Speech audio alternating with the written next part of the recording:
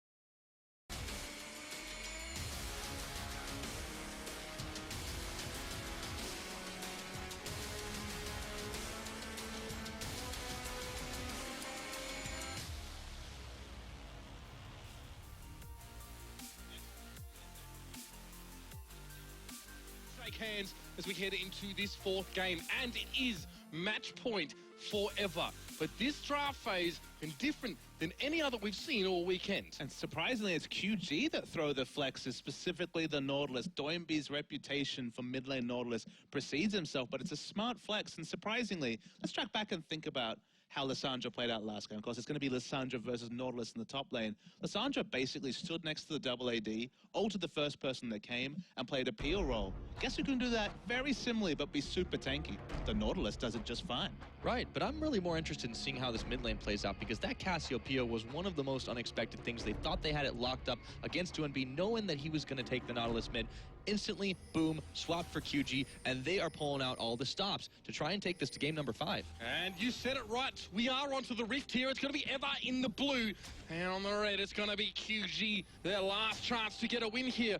Otherwise, they'll be giving over the crown and all the glory to Eva. Obviously hailing from the Korean region now as well. When we do the Cassidy mid lane here, something that you weren't really too sold on, Papa. I mean, the Ignite's the big question mark, right? Ignite is the big question mark, given that Athena's had such a propensity for going for the teleport cast. And I can understand on some level why he's going for the Ignite. Specifically, it's because you look at this mid lane matchup, Cassiopeia, specifically pre-6, where she doesn't have to worry about missing the Noxious Blast, and she'll just consistently have such an easy time tagging with the poison and getting massive Twin Fang trade damage in. That the laning's fine, but it's just so strong for Cassiopeia that you will opt into the Cassidy and the Ignite just for a bit of kill pressure, just for the hope that an unburrowed gank and the Ignite's enough to get a kill.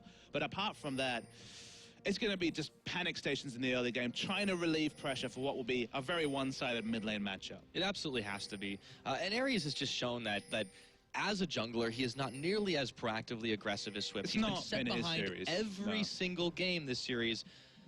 He's going to have to step it up here if they want to have a chance, a snowball's chance in hell in mid lane.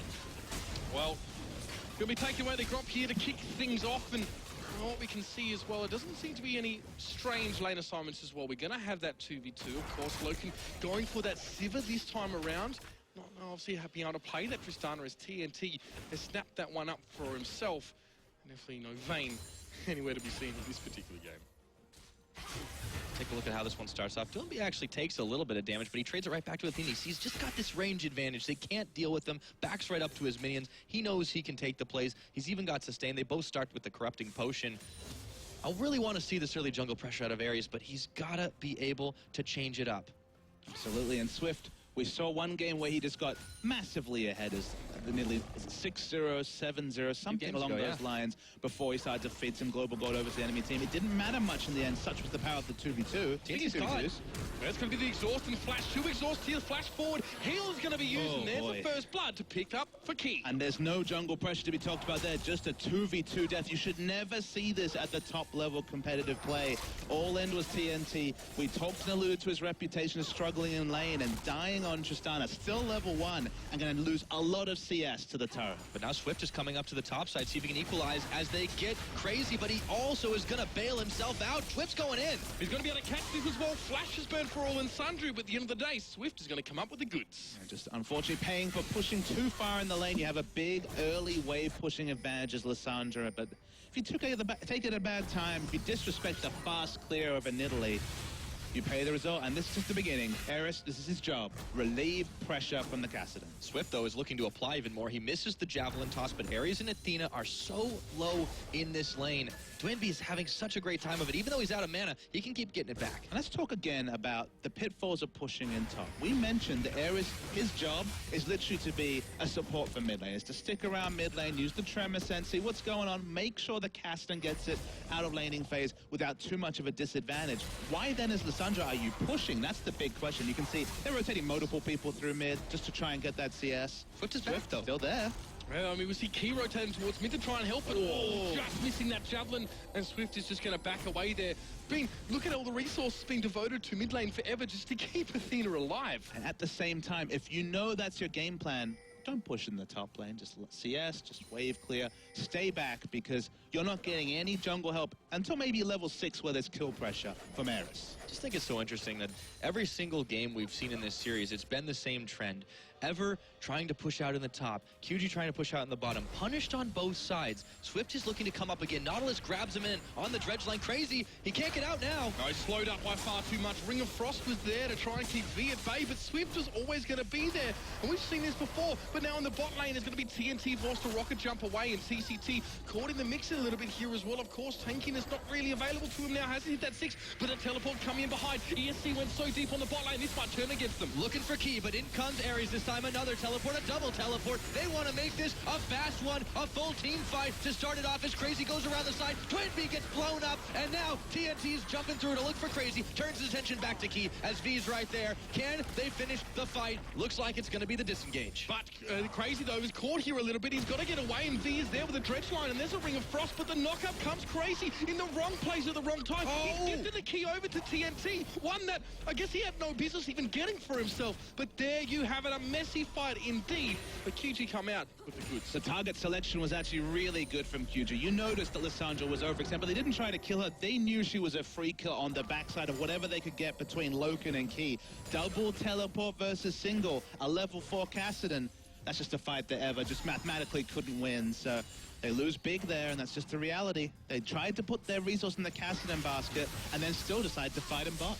Keeping on going together. But Twinbee trading a little bit with Athena. Swift is already back in the bottom side now, trying to push the low health members off. Ares comes in here looking for Twinbee. He's ignited. He's not got anywhere to go, and Athena will pick him up. There's the jungle pressure we were looking for. First commendable thing we can say about Ares. Very smart play. We knew he was going to be around mid. The fast path into mid. Still level 5, so no need to be very creative with your footwork to get through the petrifying gaze. Gets the kill, and Crazy's bodying by V. Yeah, you see, even the depth charge coming out as well by V just to push Crazy back. Now, Ares had a pre-existing tunnel in the mid lane, so he was able to tunnel through and then burrow straight after, so could close a lot of the gap, and Twinbee maybe should have respected that a bit more and maybe dealt with it when he could have. Finally, Ares going to try and provide a little bit of defensive movement around the top lane. One thing we're learning about Ever, I feel, this is a team that steamrolled through the Casper Cup, steamrolled through a lot of this tournament. One thing we're learning about them, it's those unorthodox picks that seem to leave them scratching their head. First game, the Soraka, they didn't seem to be the best at navigating her snare field through the E, the silence into the snare, and they had forced to ban her. In this game, they seem pretty questionable about the Nautilus. Key getting a little bit caught out there as well. It looks like Swift wants to come forward. It has drawn Athena towards this Raptor pit, and Swift and TCT able to get away, even though they were quite extended. Yeah, it really does seem like that Ever has not been able to find an opponent that can play to their level until this setup, until this 5-game series. Well, it might be a 5-game series if QG answered this one back. I'm getting a bit ahead of myself.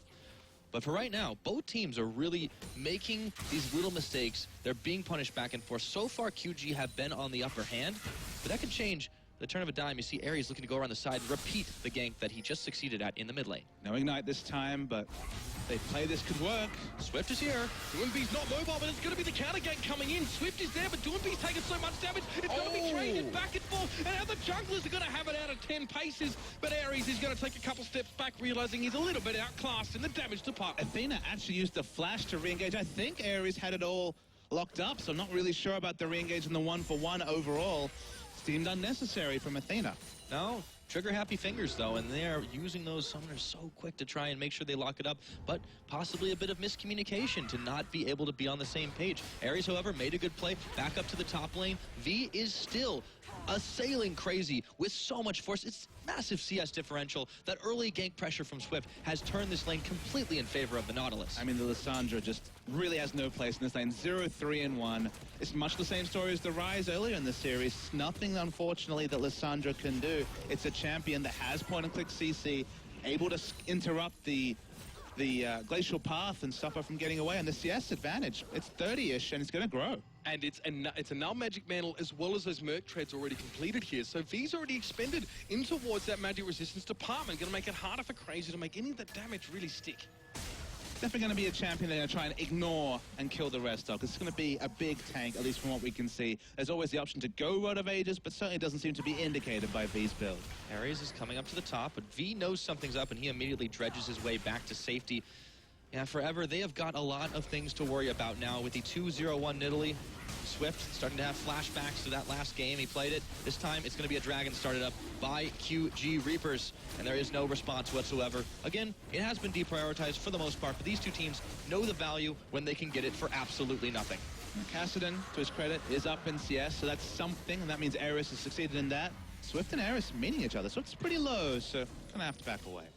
Definitely getting a little bit ahead of himself, perhaps, but at least just showing His presence was there as well. That information towards ESC, but now TNT caught up there by that pillar of frost, and Loken coming forward. Spell Shield was expended as well. And there, no mana for Loken as well. He got exhausted, and V now in the middle of this one, out towards the back. TNT going low, but the heal is going to keep him alive. Ares instead gets turned on. He drops down, and again, ESC have to back away. Again, they've made a fight, but they cannot win. They just keep dropping everything on ESC. QG Reapers pick up a triple kill on the Nidalee. It's happening again, boys, and now they can take down a turret here. I never thought I'd live to see the day where Ever's getting out teleported. The global game's actually counting against them. This Ignite, it got them 1 kill. But every 5 minutes we see 5v4 and bot, and the big advantage goes over once again to QG. Athena's appeared here towards a red buff, though, as Swift was trying to take it away. This could get a bit dicey, but at least he'll have some safety of his friends. Has everyone there with him, so Athena's not about to jump into that. But fantastic point, Papa Smithy. The Ignite, it is a very aggressively picked summoner spell, but the global pressure is on the side of QG Reapers.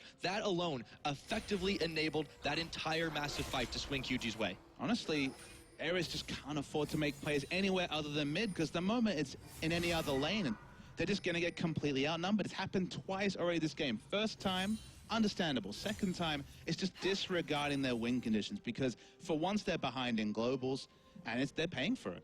One thing we didn't really hit about the double teleport on one team and not the other is, yes, the 1-3-1 later on as lanes are being pushed is important, but now as well, you can pile yourself into that lane and make sure you come out on top just by sheer weight of numbers here. So QG have got that down, and now again, they're looking towards his mid lane. Bottom turret was tested, but now grouping towards his mid side. It's going to have to be Ares off on the side to dissuade any further advances.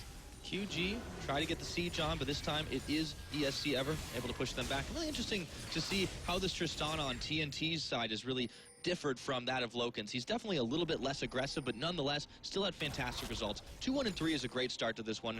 He's obviously going to be a much more essential part of their kills rather than on the Sivir, the side of Loken, who is really going to be more of a point-and-click R run at them bot. And it's definitely, as you mentioned, a champion that's not picked for its damage. It's picked for the utility that you see through it. We saw a pick of the Sivir yesterday. The question is speeding up, specifically the melee members, Trundle, Kassadin to some degree, of course, with Riftwalk has immense mobility, and the Rek'Sai, enough to justify the pick. It's almost been solely picked to deal with the Nautilus. That's why they've gone with the Spell Shield, being one of the few things that can deal with the depth charge.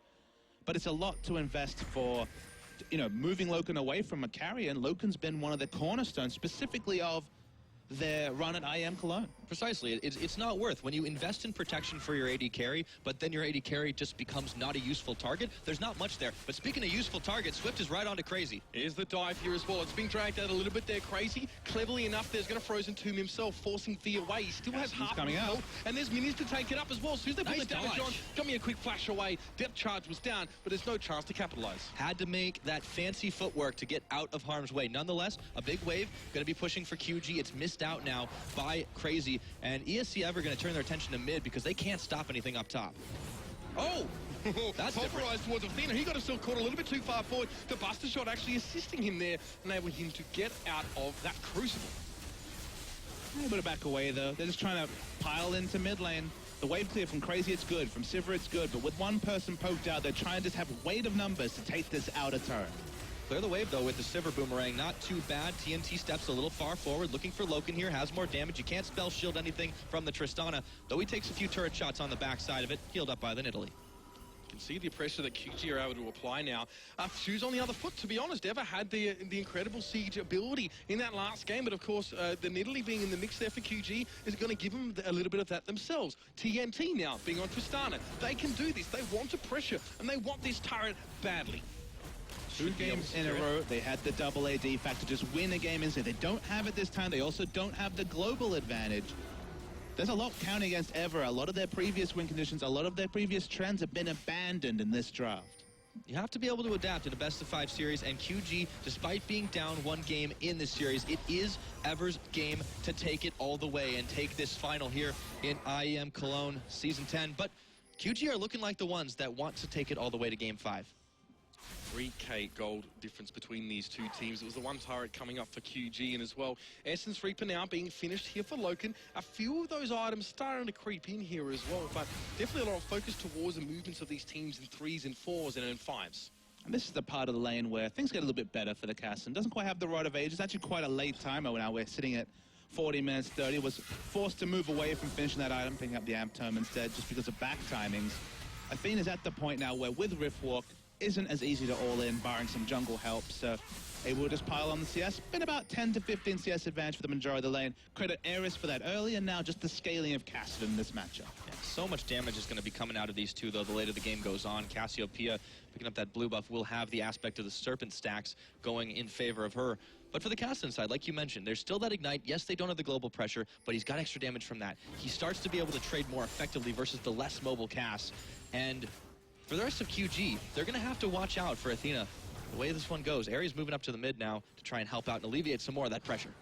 Yeah, well, in the top lane as well. Again, V wanting just to contest, and look at the amount of damage he's able to put across the board. No offensive items for that Nautilus, and he's able to just to pressure crazy so hard. You can even build for the team. He's actually gone, as you can see very clearly, for the Aegis. He might even turn that into a banner of command just to stop. Why not? Lissandra from being able to clear waves, you know, promote that minion. Now Magic Resist nails it. Magic Resist immune it would be with the banner of command. Is yep, it's just being annoying. Yeah. He's the big tank. Well, he's got such a massive lead. You said it was a great matchup for the Nautilus, but he's had a little bit of help in the form of Swift. It's such a rough game for Crazy. And I don't know, I didn't even notice this. Once again, Swift's got all the kills. Yep. Yeah, well, at least a couple towards TNT here as well. I mean, V's channeling his inner James Bond, but he's still able to get plenty of farm, plenty of money going in towards him, so he wouldn't be complaining too much about that. But again, QG looking for their second dragon of the game. Should be uncontested here. There's way too many members of Ever completely off in space. So another dragon will go over to the QG Reapers. They pick it up 16.5 minutes, taking stock of everything else that's on the board. It's only a slight gold advantage. But of course, the one tower in the game is also in the Reaper's pockets. The big thing for Ever to do here is that because they have that global disadvantage, they have to force those teleports. They have to start grouping and trying to take objectives, but they don't have the best team for that. We've got a Lissandra who is so far behind. Look at that, finishing blasting one. Still not any sign of a Rod of Age. Still, what, 1,000 gold away from finishing that item. They have a Sivir who does good turret damage, but has short range. And they have a Caston who clearly isn't built for Siege. So their Siege's not great, even with the Trundle Pillar thrown into the equation. So how will they actually force the teleports outside of the games? Because clearly ganking side lanes is not the way to go. They've found out time and time again. They need to gank the players with teleport rather than just ending up outnumbered every time. Yeah, and they can't even do that if they wanted to right now. Look at the Rek'Sai tunnel placement that Ares got. It's all in their own jungle. It's all domestic. They cannot get to the side of QG. If they want to be able to make plays, they need to get in there, they need to grab some vision, but they're afraid of taking this fight. Defensive Trundle Pillar, that says it all this game. Ever need a way back into this game, but they're afraid to take it. It's a catch-22. The last time Ares actually forged his way into QG's jungle in a meaningful manner, it was to try and contest that blue way back towards the start of the game. And since then, he's been so concerned about keeping that Caston going, but now Swift is going to get jumped on as well. Ares gets the knock-up fairly easily, killed there, but the TP comes in from V. Duanbee's in the back line. He can do so much work from here. Key, sure, he's doing some work, but there's Duanbee, the twink face claim a kill, and now drops Athena. Key now has to back away as well. QG, again, get the 2-for-1. Talked about rising to the occasion. We talked about QG being able to rise to the level of their opponents. Duanbee's gonna knock him down. Wow. That was a narrow. The turret hit fizzes out of nowhere, but QG's drafting in particular is what's jumped up the most. I love the flex of the Nautilus. It's been wonderfully strong for them in this particular game, and Ever, specifically with the Sivir, kind of overthought themselves. We thought they'd done that with Varus a couple of games before. Turned out to be a masterstroke, but the Sivir altered, showed up to that fight late with no mana, and just can't hold a candle to the Sivir. Oh, that is going to follow pretty far. There it even goes. as, well, yeah, Ares is going in. He crit as well. 214 damage in the turret. The problem for Ever is they smelled the shut-down gold. Yes, they got it. And they weren't prepared to follow up the fight. That teleport came in from V. They didn't need the one from Duanbee, who's already there. QG just collapses so much better. But where was Crazy in that fight? Like, realistically, like, he wasn't able to be the factor again, like, still struggling to have that relevance, super far behind. I don't even think he had a TP in there. Whether if he was in the fight, he was there by... He initiated early. He's the one that got the ult on the Swift, but you wouldn't... I can understand why you didn't notice it, just because he's still not got the Rod of Ages, still not got any real damage. But it just wasn't a big impact. He was relegated to peel duty the previous game. It's just, he's going to actually look at a Nautilus who's going to do exactly the same role in the team fights, but superior, just because he built full tank, he's got auras for his team, and Lissandra's never going to do damage. And that's the key thing here. With that Locket already completed. They're looking for Loken to be able to do more damage, and he's sitting on just the Essence Reaver, just the Zeal item. He's on Sivir. It's not a champion that's known for doing a massive amount of damage. Ever just have so few options here. Even if they get a perfect engage, they can't do that much damage. Look at the Nidalee Spear. It's, again, just like this old Nidalee build with the way Swift is so far ahead in this game. Going to keep the siege going, and Nautilus can stand in the front, tank some turrets, tank some nukes. He doesn't have any cares in the world. Obviously, can look for a turret if they so need to, but it's just chip damage coming in, and chip damage and then some. The team fight is going to be real for QG if they get that opportunity. It's a Locket of the Iron Solari now for V. He didn't go towards a banner of command, but this definitely makes sense in its own kind of way. Abyssal Scepter as well for Doinb. He's got that needlessly large rod as well, and he's ticking up the tier. Really, QG just reaching forward. And I mean, look how deep they are right now. Look at the control they're exerting on either side of the map. This is just like what Ever was able to do last game. Just put tanks in the front, get the damage out on the turret. Trundle Pillar's not going to do a thing here, and that is all gone. They can start sieging up for the inhibitor turrets. They've got waves about neutral positions everywhere else on the map, and they just keep on marching down the mid. We just think historically, in Ever's history, it's a short history granted, there's always been something about their late game that can get them back into it. Is it an extra teleport? Is it the double AD? Is it some sort of trump card in the late game? I'm sorry, guys, but I think all the trump cards on the side of QG. I don't see where they're going with now a CDR boot, Essence Reaver, Zeal, Sivir. Okay, she can throw out the Q quite a lot, but she doesn't do any damage. Oh, tower's gone down now. See if they can get a catch on a QG and turn this one around. It's going to be hard to fight, though. Has TCT been caught or have ever been caught by him? He was forward. TNT a little bit too far forward himself, but there's a petrifying gaze. It clutches on towards 2, and Kia's going to drop down. Twinfang's coming in. Loken did get onto TCT. It was the 1v1 there as well. And ESC, for whatever reason, want to come forward still on this one. V just trying to shepherd off, just trying to dissuade any further pushing forward. A little bit of more damage, but they traded support for support. It didn't mean that much other than the fact that they saved their inhibitor. Obviously, that's big, but QG are still very much in the driver's seat this game.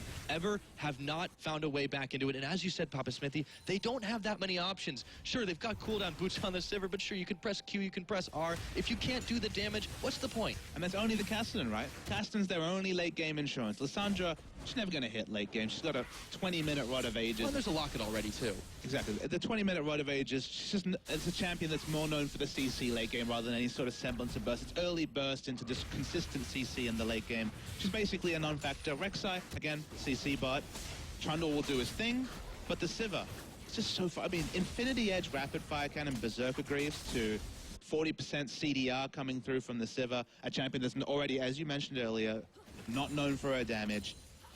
Not even the teleport. That's the thing. If we had double teleport and a Castellan, I could say, okay, Ever's wonderful at the globals, maybe they'll get there. But they've paid for their lack of globals twice already in the early game.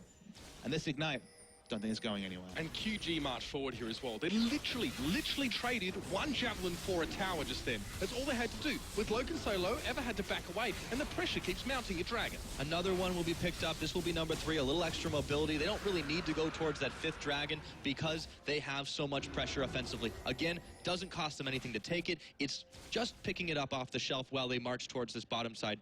Ever's moving and mobilizing, but they have such a long way to go to try and catch up in this game, and QG are not letting their foot off the pedal. Now, ironically, QG are reminiscent of Ever yesterday. Their game 1 is Spearland's not as big a deal, but regardless, they've got 3 dragons by 22 minutes. Even 5th dragon is a potential concern, but looking like the game might be over before then. Yeah, Athena just giving a lot of respect here, and be actually moving forward on that one. Again, another tower taken. QG had to exert a minimum of pressure to take these key objectives away. And Crazy trying to do what he can on the top lane, but it's just not enough to counterbalance this strong 5-man push towards his objectives.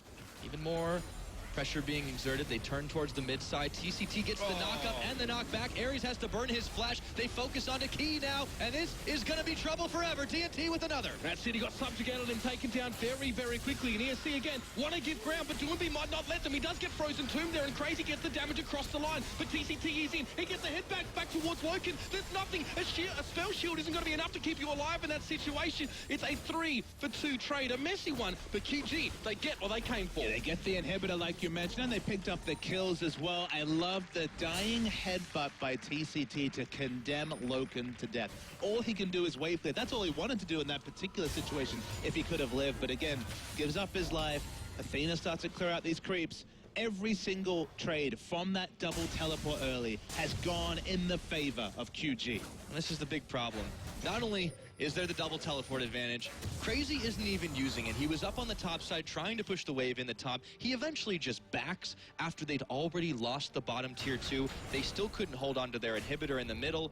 QG are just so good with this composition at sieging down the middle. They instantly learned their lesson from the last game, and if everything continues as expected, we are in for a Game 5. I mean, they're opting into double Rod of Ages. Understandable given the champions, but double Rod of Ages, now into the Seeker's Arm Guard, into scaling, where instead, V could just build for the team and with immediate power spikes. Locket, Sunfire Cape, both super strong early. They don't even tickle this Nautilus at this point.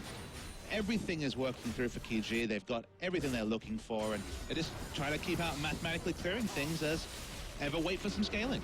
Yeah, and you can see now the wave clear at a premium here for ESC. They're throwing out everything they've got to slow up QG's advance. And to be fair, they've done that. But Swift as well will always be off to the side, throwing javelin after javelin, chunking ESC down and reducing their capacity to stand up to the rampaging QG. It's Tristana. She's the one that can just poke in. She's getting longer and longer range. We know how quickly she can delete turrets. Super Minion's going to keep pushing into mid. There's only so long Eva can stay here. Here's going in, though.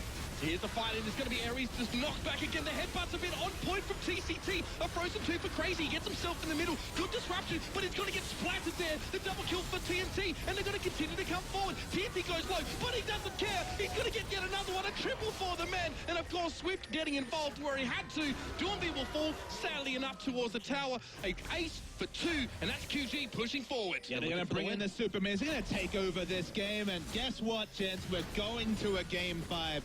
Eva, they've had some great smart picks, but twice they've been caught out. First it was the Soraka, now of course it's the top lane Nautilus. Do they have one more rabbit in the hat? QG, because if they do, they're going to win IEM Cologne. You'd better hope so now. A Game 5, ladies and gentlemen. Every series this weekend has gone to the very end, and this one is no exception. GG is going to be QG to make it to a Game 5. Absolutely dominant performance from the QG Reapers. They pick up another one. They play the game the way Ever did previously, waiting and baiting and taking them out in a team fight. A very well executed play. The Tristana continues to be a dominating pick.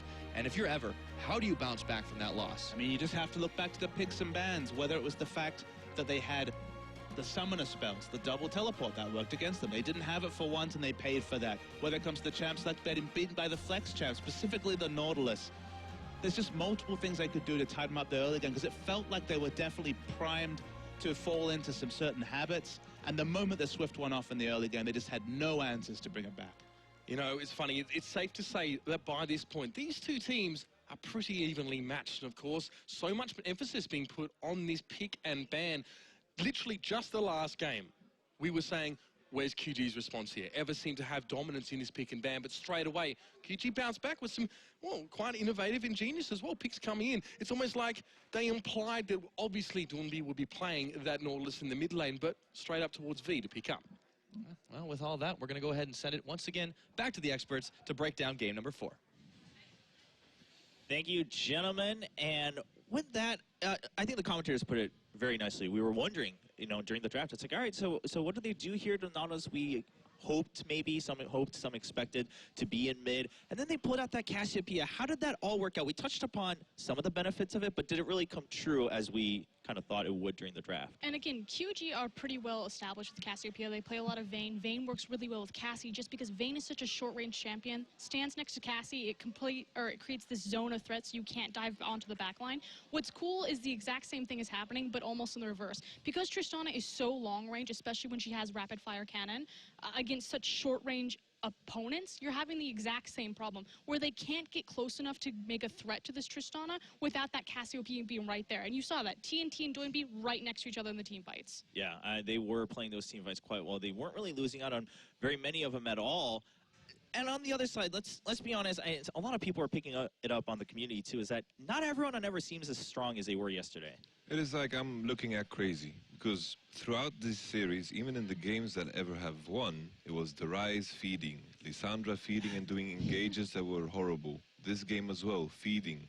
And with that in mind, I feel like that is what is standing out for Ever in terms of play, But looking at the draft, I feel like Tristana has shown such great importance. And to go back on the Nautilus point, I felt it was so good because it prevented Athena from picking his beloved Varus. Yeah, and we talked about during the draft, but it seems like they threw the curveball they needed, and now it's going to a Game 5. But before we move on with the final, we're actually having an opportunity to hear from another set of eyes and ears about this final. Thank you so much, Chobra. I am joined by Prolly, who is going to be kind enough to stand here and let me fire some questions at him, which I appreciate from you, because it's never nice to be put on the line, but you've been watching all the games, you've been here. First off, how have you enjoyed IEM Cologne so far? Obviously taking away from the fact that you're not here in the finals. First day was really good. I liked that winning part of it. The second day was definitely not as fun as the first, so I'm going to go ahead and say that it's going downhill since the first day. Other than that, it is really interesting. I'm glad we're seeing like a whole bunch of international teams, because it's all about figuring out the meta. You know, there haven't been many tournaments on this patch, so it's fun to see this tournament's meta, and then to see how that's going to impact LCS is going to be kind of like a nice like foreshadowing for what it's going to be looking like. I like it. I like the attitude. I like the look. So what would be your key takeaways if I have to put you on the spot? The thing I didn't predict the most is the amount of like late game picks that are coming out. I was really surprised, considering when all the changes came out for this preseason. It was all about, you know, early game snowballing and all that stuff. And it turns out like, well, Tristana's gonna just dominate your team, you know, better pick a late game jungler, like get Mundo in you there. So it's like really weird that I wasn't able to predict that, considering that's kind of, I think, everyone's general consensus was it's gonna be an early game meta. So that was a big surprise. And Trundle's support, I did not think that would be very good, but it seems pretty influential, even though it lost the last game. I think that's a surprise pick for me. Well, thank you for that. We are now, though, two games apiece. We're going into the fifth. We have a series here. How do you see it? Do you have a pick? What's your observations? I think both these teams are actually like really evenly matched. Like the strengths each team has don't really overshadow the other team's weaknesses. So I don't see one team just like winning early game and winning the game. I think it's going to go really down to a little bit of team comps. The thing with Ever is they're not going to really want to fight 5v5. They want to like outnumber you, or they want to be able to like poke you or something. And like QG is a lot different, where they're really comfortable 5v5ing, so they're just happy with that. But neither team really shows that they can snowball every game. When they get a lead, it's not like 100% they're going to be able to close the game. So it's going to really come down to who's going to get to play their game. Like, is Ever really going to get to, you know, shove side lanes and outnumber you, or is QG just going to like group and, you know, fight you 5v5? And if I had to be that horrible person that put you on the line and said, you got to make a choice now in front of everybody, call out who you have, who would it be? Well, for HUK's sake, I hope Ever wins, so we look a little bit better when they win. So I'm going to go ahead and put my money on Ever. They got this easy. There you go. You've heard it right there. The audience has their own thoughts. I'm sure you guys have your thoughts. First off, Prolly, thank you so much for taking the time to talk to me. Guys, back over to you. Thank you, Sean, and of course, Prolly, for taking time to speak to us about your experience and what you've seen so far. And I think all of us are in the same agreement, is that, okay, Ever looked super dominant yesterday, but today, QG's putting up a good fight, and also all credit to QG. They've grown a lot since Friday. I mean, you can just see like a clear meta shift throughout the tournament for like 3 days. It's really interesting to see that the Tristana, not very prioritized, just coming in on the last day like as such an important pick. And then, of course, the Rise. And then Lulu is not being as valuable in that specific matchup, simply because of the counter pick. And, of course, QG, we said they get a lot better throughout the whole tournament, day by day, game by game. And I think Swift has been like playing a lot better in these games than he did in the day one. So, yeah, I think overall it's like a really even matchup. Like Prolly explained that the strengths from one team don't really overshadow the weaknesses. I think it's a really good point in that specific matchup. And it just depends on the draft.